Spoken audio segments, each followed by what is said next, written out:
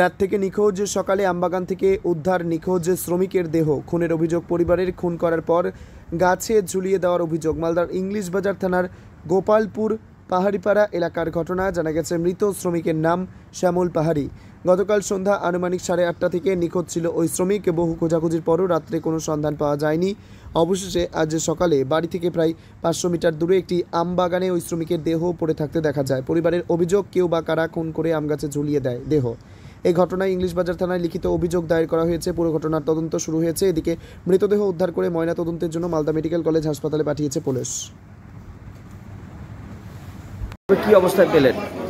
কালকে 7:30 বেজে রাত্রে, আজকে সকালে এই অবস্থায় মানে ঝুলন্ত অবস্থায় মাটিতে পড়েছিল। গাছের ডালে গামছা ছিল বাঁধানো আর নিচে পড়েছিল। কি মনে করছেন? এখন তো আমরা তো ভাবছি যে মারার কেস আছে। মেরে ঝুলিয়ে দিয়েছে? এটা ঝুলিয়ে দিয়েছিল, হয়তো ঝুলাতে পারেনি, তো মাটিতে ফেলে রেখে পালিয়ে গেছে। পুলিশ গিয়েছিল? পুলিশ গিয়েছিল। কোথায় হচ্ছে ঘটনাটা? রয়েছে গোপালপুর প্রথম মাঠের পাশে হয়েছে।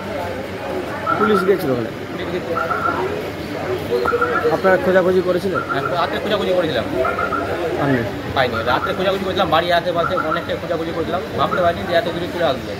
কতটা দূরে বাড়ি থেকে? বাড়ি থেকে তোমার একদম 500 কিলোমিটার। কী নাম তোমার? আমার পিন্টু পাহাড়ি।